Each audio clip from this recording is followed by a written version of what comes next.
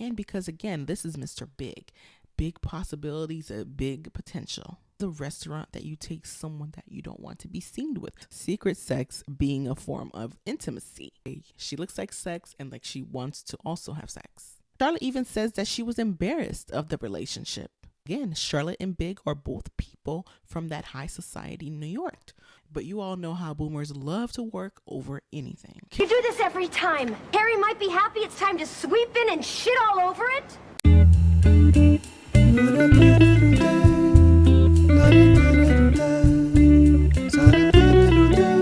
Hey you, welcome back to my channel. And if you're new here, welcome. My name is Jenny and I'm a licensed psychotherapist. Today we're breaking down the financially secure Mr. Big from Sex and the City. Did Big show traits of having an avoidant attachment type? And can you date or be friends with someone with this attachment style? Well, I'm answering that and more, so keep on watching. Let's start by breaking Mr. Big down. Who is he and how did he and Carrie meet? Well, first of all, his real name is John James Preston, and we really don't find that out until way later into the series. Carrie just calls him Big. And to me, the reason Carrie calls him Big or Mr. Big is because he's someone who's rich and also has a lot of reach. Really, someone out of her league. He's also someone who will later bail her out of her financial woes and eventually get her dream closet. And if you can remember in the show, they really briefly touched on Carrie's childhood and how she was raised by her mother and her father left. So it's implied that she experienced financial insecurities, leading to her feeling like she needed to rely on someone to take care of her financially, unlike her father. Also wondering if this could be a reason why she spent so much money on shoes. Coping with the hard times, spending money incessantly, something she really couldn't do when she was a child. And if you're interested in that, I've already done a deep dive on Carrie's financial woes, and I will link that below for you. I also noticed that Big called Carrie Kid. Did Big view Carrie as someone to take care of financially? It's also alluded that Big works in finance and is a multimillionaire. We first meet Big when him and Carrie bump into each other and her purse goes flying. Knows I carry a personal supply of ultra-textured Trojans with a reservoir tip. He stops, he helps her pick up her items, and it's important to note that in Carrie's purse was condoms and a lipstick. The reason this is important is it goes to show how he sees Carrie and how he later treats her throughout the series. We'll talk more on that later. He and Carrie run into each other so frequently that they end up deciding, hey, we should go on a first date. What gives me pause about the date and how seriously he might take the date is how he says, let's do a drink thing. He later cancels on her via voicemail, which really leaves Carrie confused and leaves her asking her friends to really decode what does this mean when someone does this. For me, I would consider Big as someone who is really ambiguous as to their possible future. To me, Big is like, well, this could work and this couldn't work. She seems like a fun gal. Unfortunately, Carrie didn't really read it as that. She was really into him. Again, he was Mr. Big. So Carrie definitely could not leave that potential on the table.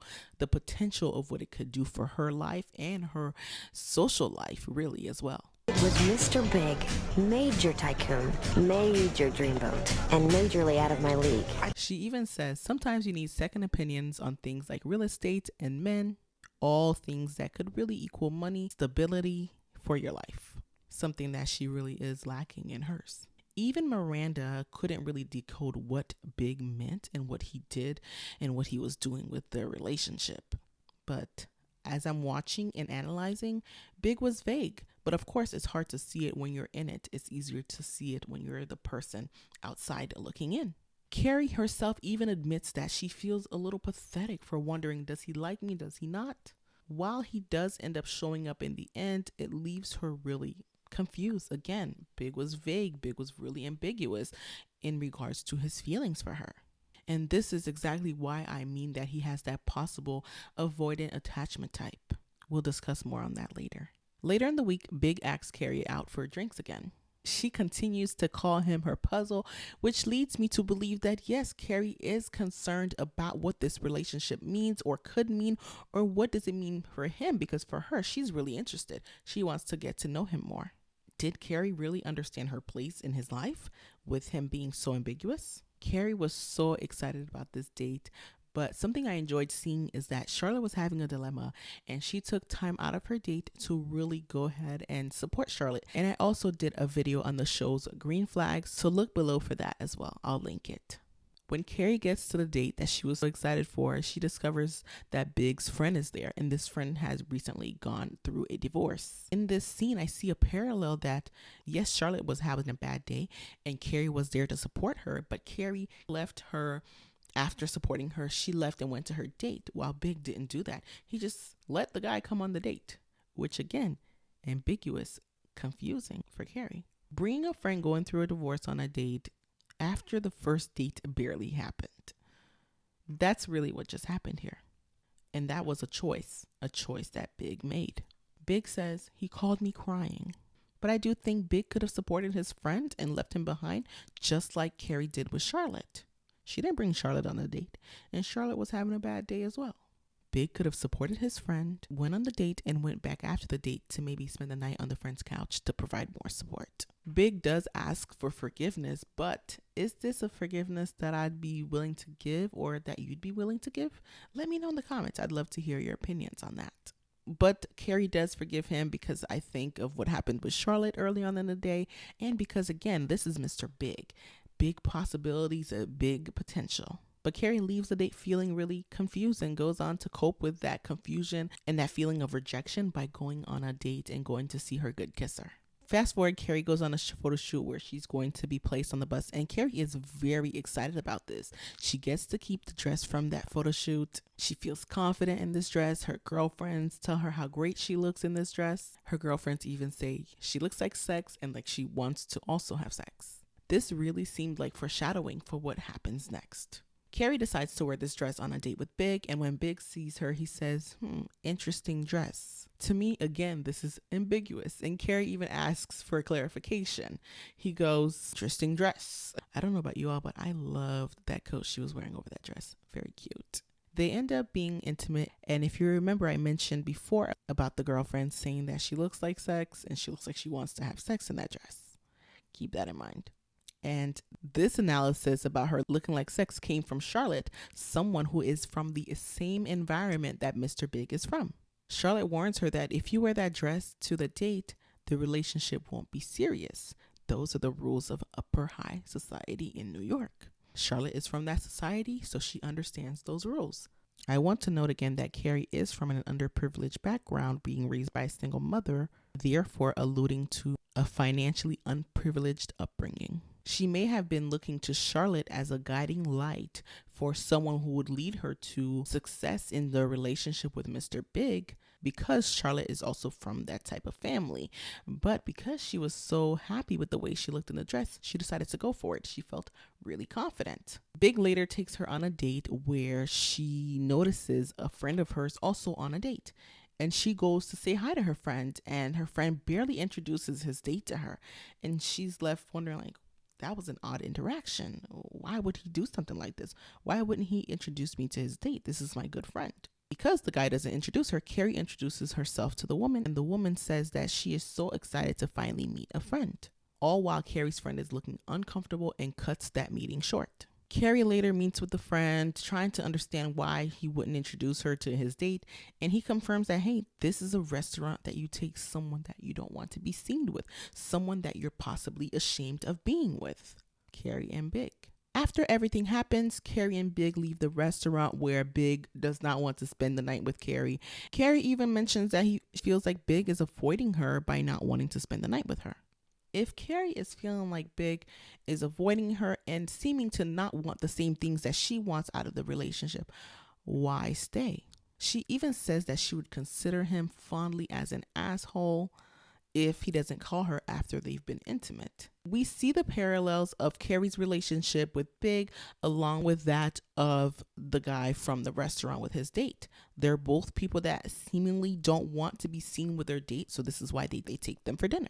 Both women in the relationship being hidden and being seen as fun people, but not people for the pretentious New York society. Again, remember how Carrie and Big met. Condoms falling out, lipstick falling out, which leads to 2 non-committal dates And then finally a date where Carrie looks amazing and he is saying she looks interesting. And then taking her to a restaurant where people are bringing people they don't want to be seen with. At this time, Carrie's bus cover saying Carrie knows good sex is coming out. Does Big want that type of person with him in the society that he kind of belongs to? Think about it. Does he want that? Let me know in the comments. Does that align with how he was raised and how he wants to be seen publicly? Are people in high society discussing sex publicly? Are people in any society discussing it publicly without shame? Is this why Big could possibly be avoiding the relationship with Carrie? So Carrie is confused, but she continues to pursue the relationship because to me, Big represents something that she hasn't had in her life, financial stability. Is this why Big is potentially avoiding a serious relationship with Carrie?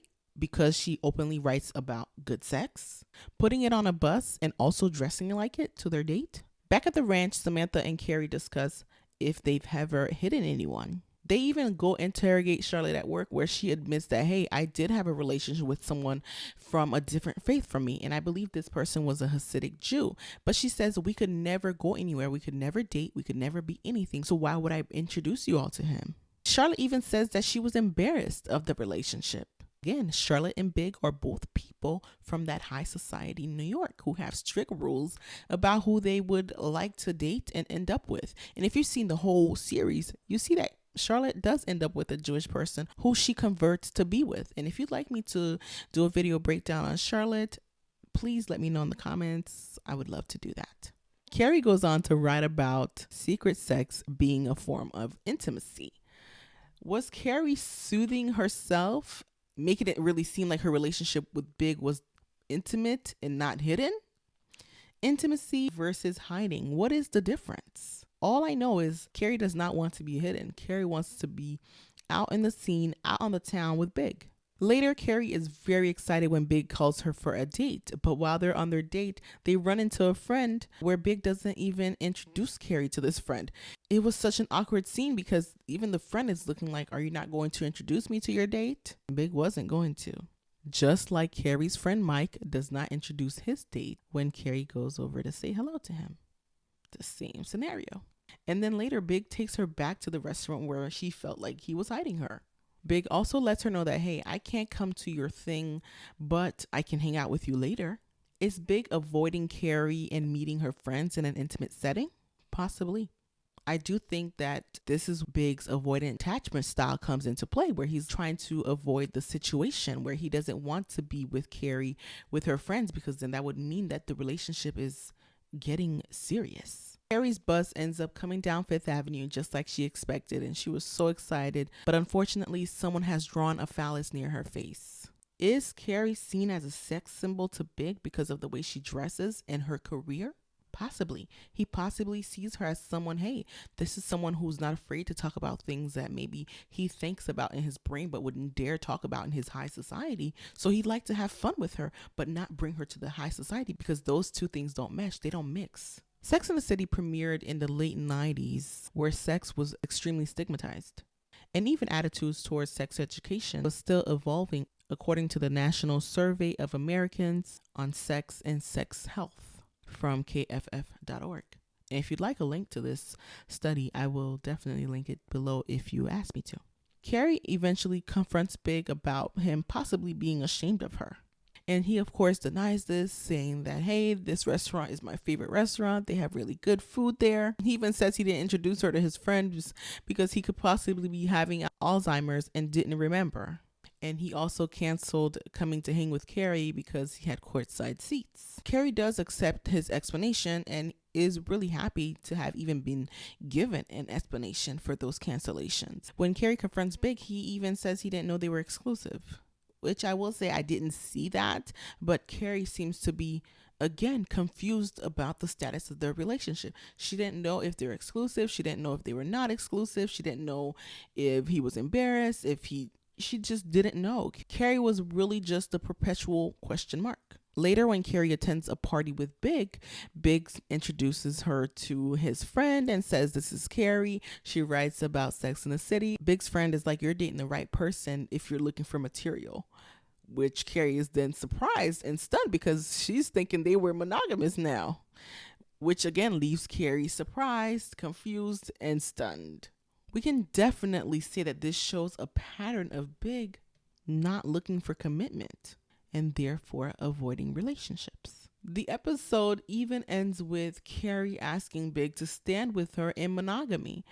And Big never really answers. At least that's what I got from it. He just hugs her and Carrie accepts that as a yes. Big was always leaving crumbs for Carrie to pick up and not really full meals for her to enjoy and feel full and good about where they stand. So now, what is an avoidant attachment style? This is usually someone who is cold, distant, unemotional, and avoids closeness. According to the Cleveland Clinic, avoidant attachment style, also known as dismissive attachment, can look like the adult who is the lone wolf or overly self-sufficient. People with an avoidant attachment style are likely to not really delve too much into emotional conversations, and we could really see this with Big when Carrie asks him to be monogamous with her and he doesn't really give her an answer, he just hugs her. An avoidant attachment style often stems from a relationship between a primary caregiver and a baby that's marked by a lack of emotional support or connection. Big is in his 40s, and we can assume that he was born sometime in the 1950s. What can really be said about parents of this era? According to the University of California, parents in this era were not really spending much time with their children. Those children were more independent. Big was a baby boomer. And while boomers are known for their great work ethic, which we can, I guess, see with Big and his success in his career, which could also be some family connections, their parents were at times described to be cold, distant, and off-putting to their children. Brainley says that some baby boomers did have the experience of being a latchkey kid. They were the first generation of latchkey children. When Carrie sees Big at church with his mother, he doesn't introduce Carrie to his mother. And Big's relationship with his mother seems very formal. And Big's mother appears to be a little bit cold, a little bit distant, and uninterested in who Carrie was. It really seemed to me that Big taking his mother to church was more like his duty, something to check from his to-do list, and not really something they intimately decided to do together. It was more of a routine, something he had to get done. Let's talk through some instances where Big does display traits of having this attachment style. Big could often be found avoiding answering the question as to what is their definition of their relationship. He didn't really want to answer that often, or really never wanted to answer that. There are several instances in the beginning of the relationship where Carrie is seeking to get more information as what he sees their relation to be, and he often avoids that with taking a trip together, being intimate, going to a restaurant, and really just giving a vague answer. There's even a point where she asks him to meet at the park to discuss their relationship, and he just comes to the park, he meets her, but when she's asking those deeper questions, trying to really define everything, he gives her a hug from the side, which goes back to me saying that he's like intimate with her. He shows her some kind of, he's physical with her, but doesn't really say anything. Big even hides a big thing, moving to Paris from Carrie. She really wouldn't have known he was moving to Paris if she wasn't talking, asking questions. It was like the relationship to Big was more one that was casual and didn't really need to know more intimate and personal details of his life. Big even clarifies to her, hey, move to Paris, but move for you. Don't move for me. Is that indicative of someone who wants a close personal relationship? No, but to me here, especially in that situation, he does clarify with her like, hey, move for yourself. Don't move for me. So he is clear about what he is defining the relation to be, a relationship where they're not at the point where they would be moving together to another country, especially. Big wants Carrie. He likes her. He thinks she's fun. Condoms are falling out of her purse. She's wearing a sexy dress on the side of a bus. He's intrigued by her. He's having fun with her. But he doesn't seem to want her for forever. He wants her for right now for fun and only on his terms. He tells her, hey, I have to do things on my time frame. I have to do things on my terms. There's even a point where he tells her, have some faith, we'll get there. That was a little sad and hard to watch because you could tell Carrie wanted more out of that relationship, but he was the one that was in charge. He's driving the bus. He's leaving the breadcrumbs. She's behind him picking them up. There's even a scene in the show where he brings her a small bag and you could tell that Carrie seems excited because she's like, oh, is this jewelry? Is this a gift? And he's like, no, these are some of your personal items that you've left behind. Really showing he doesn't want Carrie to get too comfortable in his home. He wants her to know like, hey, this is your stuff. Take it back with you and, go home with it. He doesn't want that closeness. He wants to leave her in that box. We're dating. We're having fun, but I'm not answering any questions about what we are. We just are. That bag was so small, but he didn't want anything in his space that was belonging to her. He wanted her to know that this is my space only. You can visit, but you have to leave. You have to go. What she was doing, what she was leaving behind, did not align with what he needed from her. I briefly mentioned Big's relationship with his mother early on, and in that same scene where he even introduced her to his mother, he tells Carrie that this is my private time with my mother. This is not time for me to introduce her to another girlfriend. Big seems to really hold his mother to a high regard, and he could only introduce the best to his mother, not someone who he's just having fun with.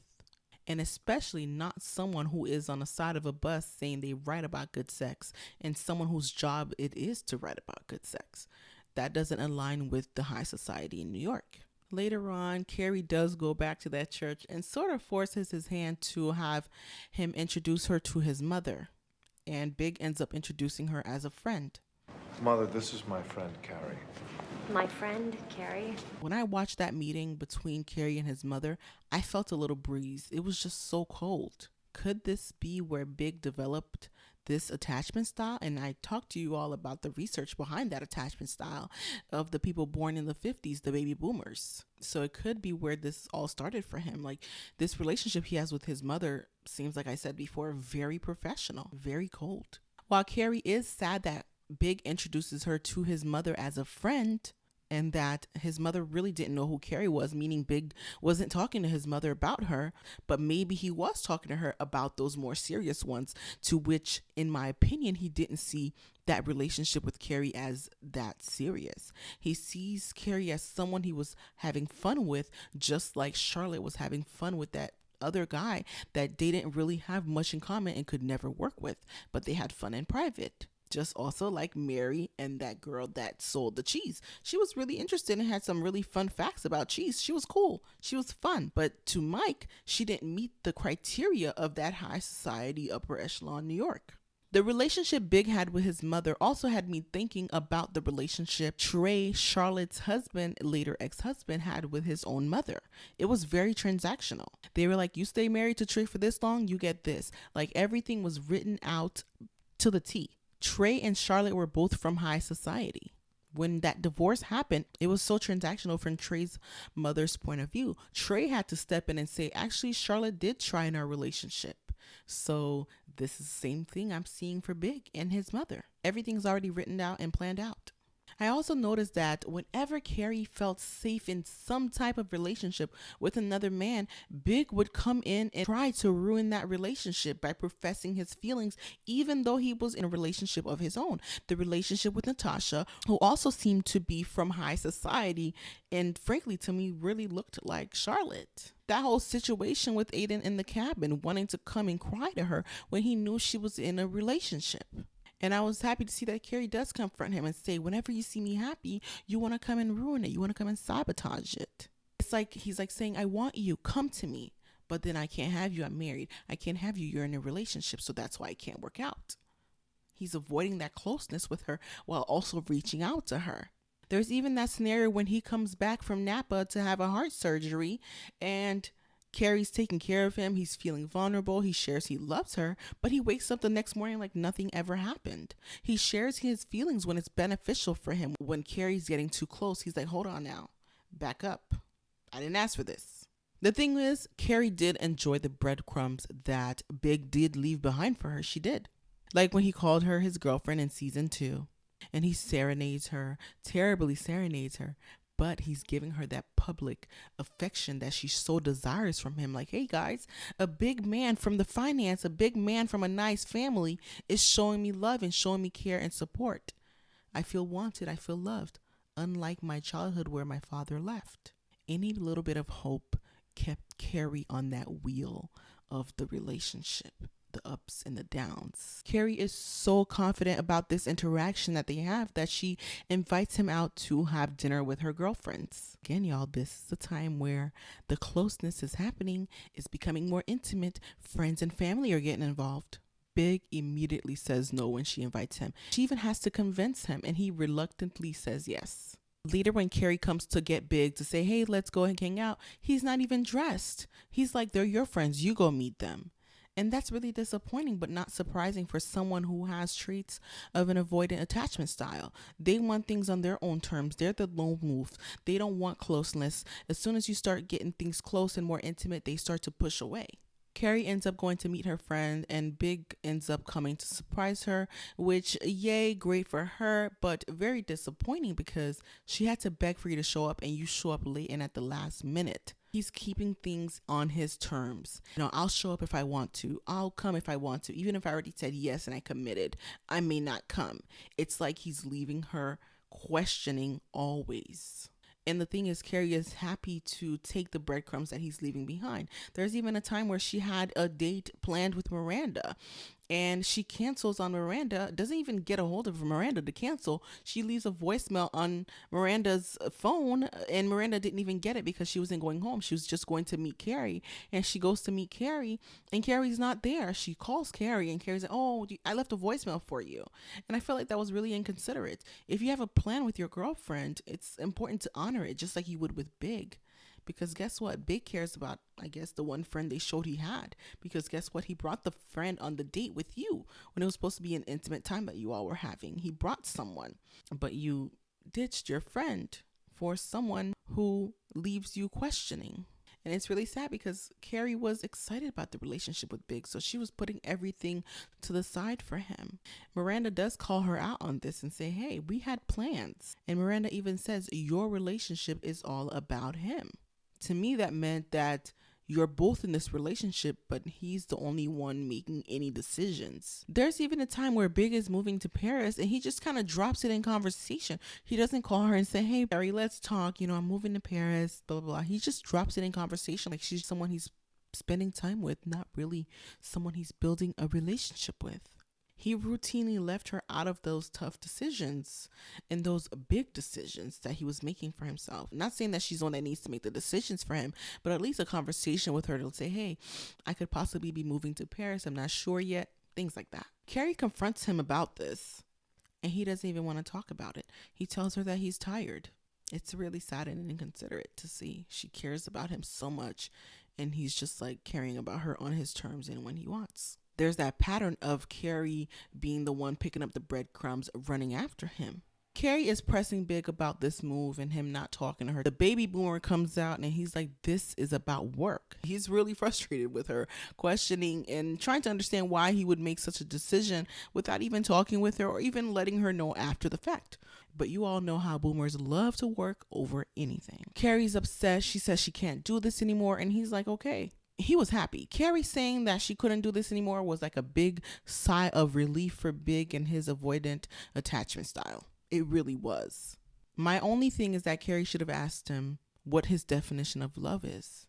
It was so hard to watch that because she was so emotional and she expressed how she was feeling, only to be met with Big not really caring, really hoping that the conversation would end. It was really hard to watch because she was so emotional and she expressed her feelings to him. This time, Big does come after her. They're intimate, but no real conversation is had. Nothing is really solved again. I talked about it briefly before how Big would come back into Carrie's life when she was happy in a relationship. In that relationship with Aiden, ends up cheating on Aiden with Big because he comes running after her. Something she's always wanted, for Big to want her and to show that he wants her. She's intimate with Big, cheats on Aiden, and she gets back to smoking. Something her and Aiden kind of had talked about not doing. Suddenly, when Carrie's with Aiden, Big knows he loves her. Big knows he wants to be with her. But Big is married. The thing is, Big continues to disrupt Carrie's life for his own gain, for his own benefit. Carrie, though, should take some accountability here because she does cheat on Aiden to be with Big.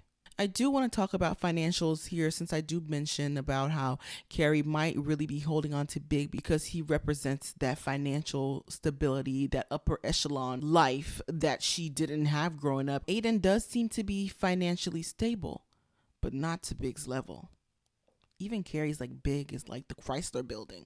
She describes him as this larger than life person who's rich and has all the right connections. Big also seemed to be a little bit more emotional with Carrie when Carrie was with Aiden, because he knew that Carrie was already receiving that "I chose you, I want to love you" from Aiden, that he wouldn't need that from her. He just enjoyed Carrie's company on his terms and only this much closeness, not a lot. Like, girl, come close, but not too close. Carrie ends her engagement to Aiden. She allows Big to talk to her about what he's going through, and she finds out that Big is moving to Napa. Like, he's trying to get so close with her, trying to stray her back to him, but then he has a big secret. He's moving, he's leaving. He was so unfair to Carrie, but I'm just sad that Carrie didn't see the patterns here. Her friends saw it. Her friends talked to her through it. Well, Charlotte didn't see it because Charlotte wanted her to end up with Big. But Miranda especially tried to tell her, hey, your relationship is all about him. But Carrie refused to see it because all she saw was that little girl finally getting to be seen and seen out loud financially and, physically in that high society. Something she didn't have growing up. There's so many examples where Big even shows his lack of care for Carrie. There's even that time where Miranda was due to go in labor and she was Miranda's labor person, and she sees Big and he's moving, he's leaving, and she does end up going to be there for Miranda, but you could see she's trying to reschedule the date. She's trying to plan this, trying to plan that, because yes, she went to support with her friend because it's like, I can't disappoint Miranda anymore. I've already done it so much. But you could see her mind was still on that relationship, still on Big. Big comes back into town and calls Carrie, of course. And Carrie's in another relationship where she's due to move and all that. Are you moving to Paris? She's supposed to have dinner with their girls, but Big wants to talk. I was happy to see that she kind of left him there and went on to see her girlfriends. You do this every time. Harry might be happy it's time to sweep in and shit all over it. She tells him, hey, I'm moving to Paris. Big is shocked, like, hey, don't you see me here coming to talk to you? You're supposed to be responding to me. You're supposed to be happy that I'm coming to be with you and to hang out with you. It's like, it's almost like Big should have just said, I'm giving you breadcrumbs here, pick it up, take it. But the thing is, Big, you moved to Paris, you moved to Napa, you got married, you secretly got engaged to someone, you didn't even bother having a conversation with her, but all of a sudden she's moving now, you're upset? Carrie does stand up for herself here and sets some pretty strict boundaries. I was proud of her for this, and Big was very shocked. This is the cycle of Carrie asking for closeness, Big running away, but now finally understanding what it looks like for someone to treat you that way. Well, not even, because Carrie didn't even treat him that way. Carrie just set a firm boundary like, hey, you left. I've moved on. I'm leaving too. Yes, they do end up together at the end, but not after many trials and tribulations. Big put Carrie through it all. Okay, so let's wrap this up. We can all sit here and say Carrie should have known better. But it's honestly sometimes hard to see when you're in it, even when you have other people telling you something. If your mind is stuck on something, if you have a need that's being met that wasn't met when you were a child or sometime in your life, and it's being met and could potentially be met, then it's hard to get out of that. And that's what I saw in Carrie with her relationship or situationship with Big. This is someone that could change her whole life. But Carrie was also a woman in the late 90s that was single. As much as she wanted to be progressive and say that she didn't maybe need children or was questioning that she needed children, but she still aspired to marriage. And marriage is social currency. And Carrie also needed to assuage her childhood financial worries, but at what cost? So can you date someone with this attachment style? Sure, of course you can. But it's important that this is thoroughly discussed. And it's also the most important that you feel safe and secure in this relationship, that you don't always feel like you're guessing. The person with this attachment style must also be willing to work on this. They must also be willing to go to therapy. This person also needs to be aware of their triggers. Therapy can be very beneficial, and according to the Cleveland Clinic, DBT, also known as dialectical behavioral therapy, is beneficial for those symptoms. So, if you've made it this far into the video, thank you. As always, if you're interested, please do me a favor. Like, comment, subscribe. That would really help me out. And also turn on that notification bell so that way you're notified whenever I do a new video. I'm thinking about making this a monthly thing where I do monthly Sex in the City videos or breakdowns or deep dives. Let me know who you'd like me to talk about. As always, you know that I enjoy doing these. It takes me back to graduate school. I am a forever student. I love learning. I love breaking things down, getting to the nitty gritty, having opinions about it, figuring things out. I really enjoy doing those. So let me know what you think. I look forward to chatting with you all in the comments. Bye now.